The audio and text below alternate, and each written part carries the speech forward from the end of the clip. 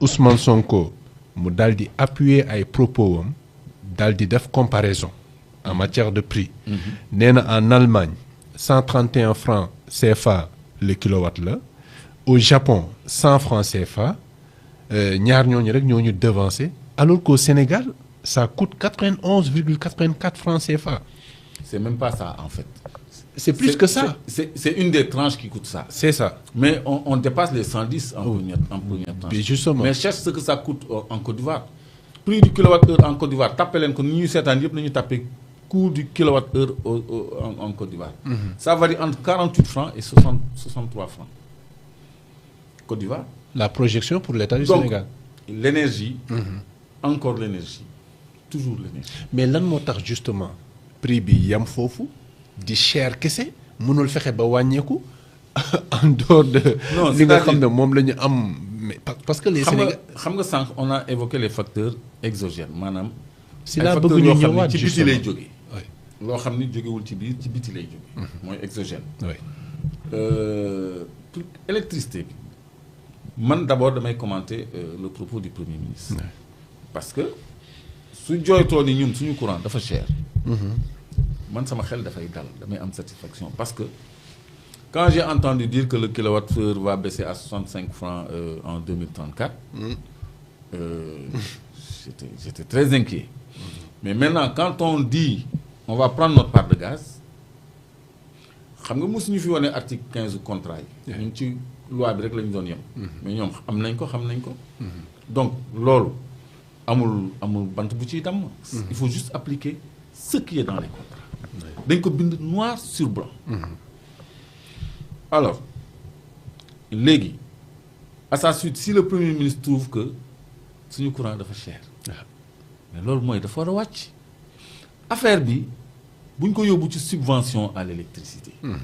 parce qu'il y a un faux débat sur le retrait de la subvention wala le reciblage de la subvention yooyu c'est des faux débats.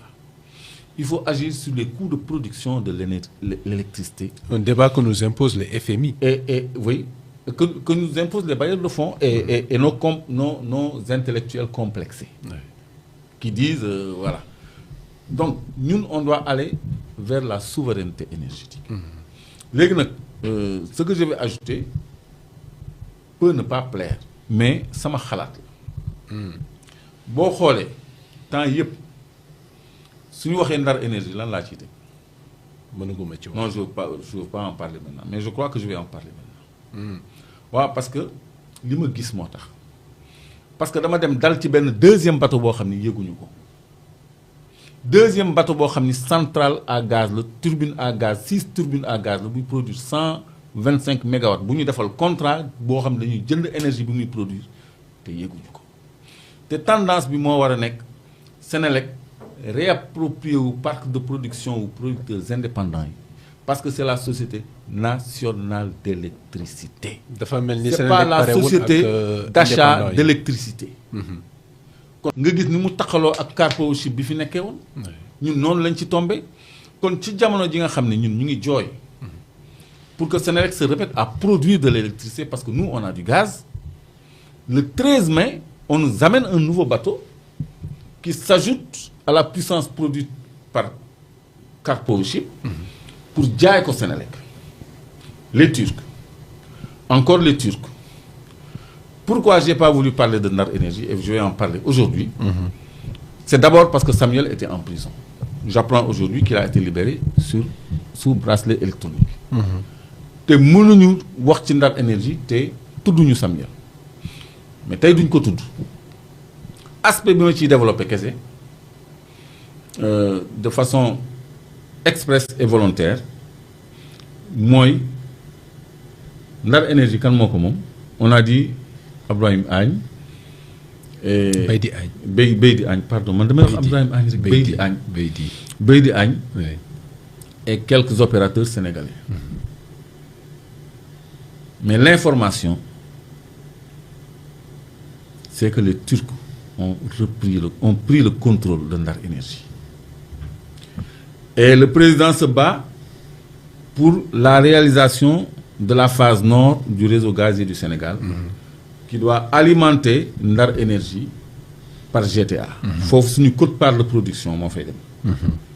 du lu Sénégal di jënd suñu quote part de production mooy alimenter l'usine de Gandon. Alors cette usine là moi je m'insurge contre le fait que les Turcs contrôlent cette usine et soient majoritaires dañ koo jënd kooku muy un. Ah oui? Oui, c'est ça l'information. C'est ça qui fait mal et qui va faire mal au cœur des Sénégalais parce que suñu quote part de gaz usine boobu la jëm parce que Macky Sall foofu la définir suñu DSO nee na ñun li ñu soxla ci suñu gaz. mooy 250 mégawatts yooyu. Oui. Et puis je rectifie parce que ci documentaire bi ci suñu dem sur le terrain bi. Je me suis entendu dire 1000 kilowatts. C'est pas 1000 kilowatts, c'est 1000 mégawatts. 1000 si je dis 300 kilowatts, c'est en termes de mégawatts. Dama jaawale mégawatts ak kilowattheure bi may wax sànq. Donc c'était une centrale de 200 mégawatts, 250 mégawatts mooy Ndar Énergie.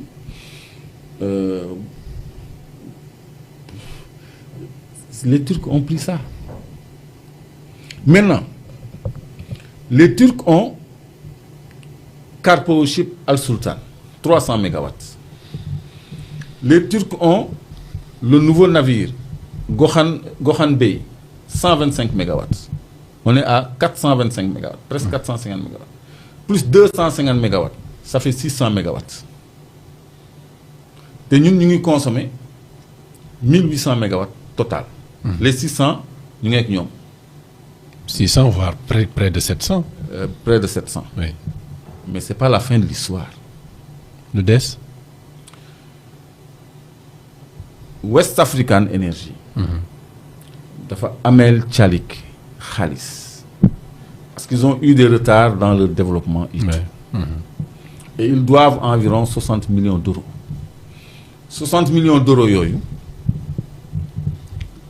les Turcs veulent les traduire en actifs. Et s'ils les traduisent en actifs... Sur West Africa. Sur West African Energy. Parce que nous, IPC rek lañu. C'est-à-dire des constructeurs. Ouais. Ils accompagnent en ingénierie, en maintenance pendant 2 ans. Et en formation. Mais les gens, li ñu leen amel, dañ ko bëgg jël en actif. Et s'ils le prennent en actif, ils contrôlent 300 mégawatts qui vont s'ajouter aux 700, ça va faire 1000 mégawatts qu'ils vont contrôler. 1000 mégawatts, c'est plus de 50% de la production du Sénégal actuellement. Tu tournes ben consortium presque. Parce que nous avons ñom ak Tosiyali ak Remzi Karadeniz ñoo téye Turquie. Ben lañ réeruwuñ ci dara. Donc ñooñu bu ñu amee doole boobu ci suñu énergie où est la souveraineté? Affaire yi ay milliards rek la. Quand on a eu besoin de 1000 milliards ci Covid bi on les a trouvés non gis nga ni ñu ko def finalement mais on les a quand même trouvés pour une loi d'habilitation. Donc war nañu am un plan Marshall pour l'énergie.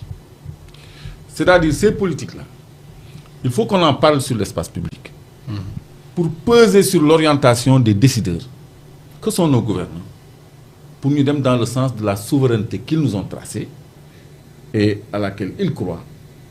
Mais il faut que ça se fasse à la lumière de toutes les informations. Il faut que nos décideurs aussi aient toutes les informations. Parce que amna li daw ci souf ak li daw ci kaw. Li daw ci souf moy Turquie ñu ngi jéem contrôler West African Energy. Samuel vient de sortir. Et ils auront fort à faire avec une ardoise de 60 millions d'euros. Bo xamni ken musu ko wax. Moi, je suis obligé de le mettre maintenant sur la place publique parce que Ndar Énergie, c'est une quote part de production de gaz. C'est déjà entre les mains des Turcs, de Tchalik. Tchalik, il prend West Africa et Ndar Énergie. West Africa, Ousmane Sonko, donc tu as un Diego parce que nous avons pris en main. Mais donc tu as Diego. Comment nous régler cette ardoise-là, cette tête-là? Man sax dox na ci ay Diego. Mais mon objectif. Je m'en suis ouvert à une autorité. Moi que li West African Amel Tchalik, le groupe Tchalik, Sénélec Fayko, 60 millions d'euros, Sénélec Amnoko, Petrosen Amnoko, État du Sénégal Amnoko. Même la diaspora, les Sénégalais, ils ont un emprunt obligataire. Nous avons sollicité, nous avons plus que nous avons sollicité. si l'État fait confiance au capital sénégalais et à la capacité de nos hommes d'affaires à drainer des financements. Il y a des Sénégalais qui ont dañuy wutal ay dëkk pays étrangers ay financement ay 500 millions d'euros de dollars ay 300 millions de dollars et c'est des privés sénégalais, c'est des particuliers sénégalais. Kon tey jii si on fait appel à la capacité financière, à la capacité de mobilisation financière des Sénégalais, mais am bëri na ay Sénégalais yu ñu mën a drainer ay financements yu 40 milliards de francs CFA. mais plus que ça. Non, je veux dire pour la dette, les 60 000 euros. Ouais, 60 millions d'euros. 60 millions d'euros. Ouais, c'est environ 40 milliards. Lolo, mais Sénégalais, ils peuvent ko jël. Ñu jël contrôle lolo. Donc, Bonopi, Ndar Énergie aussi. Mais Sénégalais, ils peuvent ko jël. Mais là, c'est déjà trop tard. Les Turcs ont pris. Trop tard. Ils ont pris ça. Ils ont pris ça. Moi, je ne sais pas. Et puis, il y a des histoires dessous derrière. Il y a beaucoup trop de tard. Choses. C'est trop tard. Les Turcs ont pris ça. Trop tard. Mais personne n'est au courant. Il faut qu'on se déguise. Non, mais c'est pas... En public, là, c'est pas encore trop tard. Ils ont pris les actifs. Mais reprise, mon cham. Bon, les négociations. Oui, c'est pas impossible. C'est lolo. Mais pourquoi nous, on ne nous informe pas sur ce qui nous engage tous? Comment se fait-il que notre part de gaz, nous avons une centrale, ça va être aux mains d'étrangers qui vont nous vendre notre courant, qui va être produit à partir de notre gaz, de notre quote-part de gaz, et avec notre gazoduc. Moi, je ne comprends pas. Moi, il faut que nous ayons donc, les sachants, nous avons choix. Parce qu'il faut que ces gens-là aussi viennent, il faut que Sénélec vienne dans le débat. Ouais. Il faut que Sénélec vienne dans le débat, il faut les inviter. Nous avons et puis le rapport 2024. Tu sais, on a exploité le rapport 2023, moi, conférence de presse, mais il y a le rapport 2024. Donc, l'OL aussi... orienter un peu ce micro. Bon, peut-être que là, le micro, bien, je suis un peu agité, oui. Mais que les gens me comprennent, c'est des choses, c'est des choix que je ne comprends pas et que je ne partage pas. Moi, ça ne va pas plaire forcément ce que je dis, c'est ma conviction. Parce qu'on a une société nationale d'électricité qui s'est transformée en une société nationale d'achat d'électricité. Et que le parc de production que nous avons, mais imagine les hommes sénégalais, les bédi agne, l'on contre, mais c'est des Sénégalais. Mais comment nous fait pas central après les Turcs viennent, ils achètent ça quoi, comme ça. Parce mais comment se fait-il, Clédor, que la Sénélec continue d'y électricité qui privée? Lolo nak moy facteur exogène parce que ils ont intérêt. Parce que yow da ngay nek ancien DG Sénélec wala ancien ingénieur Sénélec, tu te convertis en vendeur d'électricité. Nga wut sa benn partenaire américain, français, espagnol, turc nga indi leen fii parce que ñoom ñoo am moyens yi ak matériel bi ingénierie bi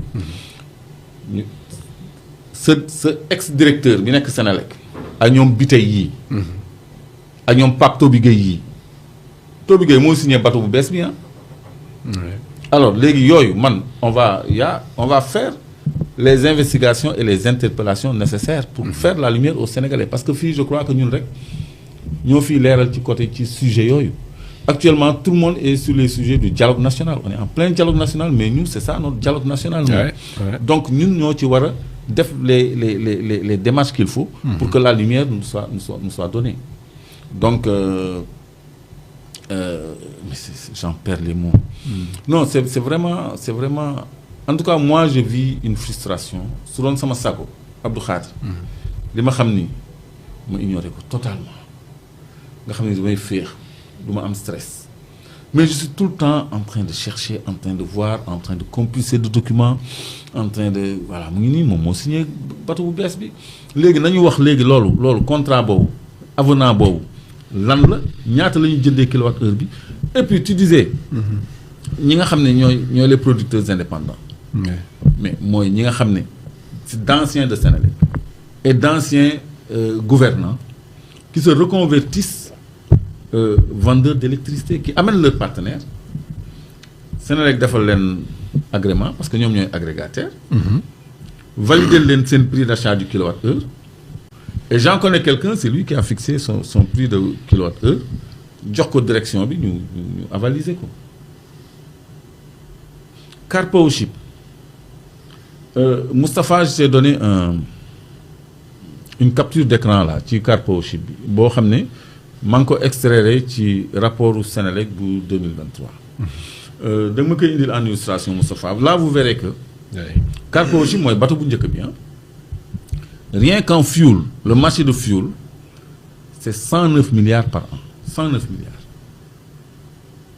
carburant kese 109 milliards léegi man tey jii suñ ma signé les marchés 109 milliards carburant wala ñu boole ma ci ma am ci benn quota d'importation. Oui. Et moi j'ai mes milliards je suis bien. léegi ci 109 milliards yooyu lan moo ci représenté bénéfice ak lan mooy coût fuel bi réellement. C'est 1380 milliards. Non, c'est par an. Par an? Ouais. Oui, 1300, plus de Ouais. 1300 milliards par an. Regarde, ça c'est un extrait du rapport de Sénélec de 2023. moo tax ma kiiwaat yi kii wu Sénélec bi système d'achat. Direction de l'exploitation du système et des systèmes d'achat fii war nga fa dem de Abdou Khadre à la direction exploitation du système et des achats. léegi li ma encadré mooy 109 milliards de frais de combustible bokkeewul ak 67 milliards de frais fixes frais fixes yi mooy location bateau bi produire courant ak bateau bi war a joxe gaz bi ñaari bateau yooyu mooy 67 milliards de frais fixes yi mu ngi nii ñu bind carburant bi mooy 109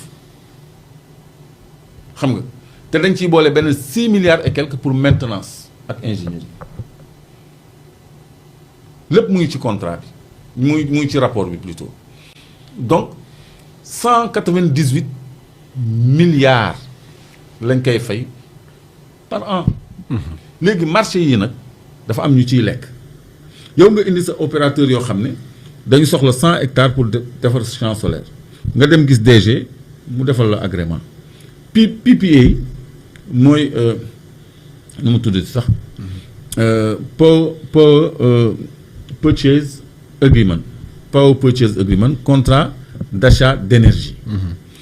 Donc loolu je crois que loolu man tey jii suñu ma signé loon benn PPA sur 100 mégawatts wala 200 mégawatts pour ma am partenaire du metti damay dem ci benn partenaire won ko contrat bi ni Sénélec pare na pour jëndal ma le kilowatt-heure temps avec un contrat sur 25 ans. kooku wax mu indi centrale mu am nga am léegi ñi la signé du ñu am on peut le subordonner. Donc loolu mooy yokku ci coût énergie bi ñun consommateurs ñooy fay loolu yépp ça doit cesser. On doit auditer le secteur de l'énergie, on doit assainir le secteur de l'énergie et on doit arrêter le fait de faire appel à des producteurs indépendants. Sénélec, le Sénégal doit construire ses parcs de production.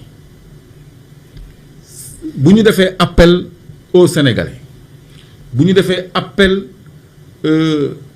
aux Sénégalais qui drainent des financements nga xam ni loolu seen liggéey la je crois que lu ñu soxla ci turbine à gaz war nañ ko mën a am ci unité flottante buy produire du courant à partir du gaz ay turbine à gaz flottante nga xam ni doo passer 3 ans à construire une installation parce que suñu centrale yi c'est pas loin des côtes Kayar mën nga alimenter foofu Mboro am na centrale côté yooyu am na centrale sur notre côte là à Dakar il y a plein de centrales ñooñu nga alimenter leen Ziguinchor il y a la centrale de Boutout il y a un plan d'eau là-bas foofu mën nga fa teg barge mu alimenter Ziguinchor côté boobu mais loolu c'est bien le temps suñu réseau gazier pare loolu bu ñu ko defee sax on peut réadapter le plan du réseau gazier yóbbu ko fa gën a sore fi nga xam ne c'est enclavé par priorité plutôt que yóbbu ko ay Ndar mi nga xam ne mën nañu fa teg une barge moo gën a yomb gazoduc les méthaniers là effet sérieux yi ça coûte 300 milliards monsieur bu bleu blanc boobu ñu demoon ça coûte 300 milliards te usine la c'est un bateau usine buy regazéfier di jox centrale yi kon loolu je crois que débat bu ñu war a posé waat la dinañ ci waxtaanaat. Ouais. parce que c'est pas normal.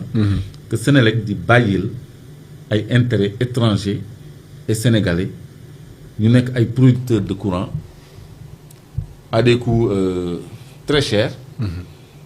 ba noppi énergie bi wàccul donc premier ministre buy jooy courant bu cher. na examiner waale ces facteurs exogènes yi mu doon évoqué. éliminer leen petit à petit. ñi nga xam ne dañu investir dans les centrales ñu renégocier West African bi nga xam ne Turquie ñu ngi ci bëgg a teg loxo xam naa dañ ma mere lool. Sénélec jéem a fay 60 millions d'euros yooyu. Ndar énergie bon c'est parti mais ñu xool rek. parce que loolu mais c'est pas encore parti. mais c'est pas mais man. ce n'est pas concevable que ce soit parti. ay këyit laa lay wax ay c'est parti man depuis toujours suñu nee Ndar énergie je veux pas en parler. mais les Turcs ont pris ça te li ci metti mooy suñu quota de gaz bi nga xam ni gratis la. ñoo ko moom moo koy jël. parce que loolu ça a été réglé depuis Macky Sall donc ki ko jël moom tu as déjà du gaz gratuit le gaz du Sénégal mu ngi mel ni Sococim bii jël gaz du Sénégal alimenté cimenterie jël suñu calcaire transformé ko te Sénélec mënul jot ci gaz boobu mu jaay ñu ciment bu cher alors que gaz du Gadiaga bi lay utiliser mais loolu mais ça doit cesser.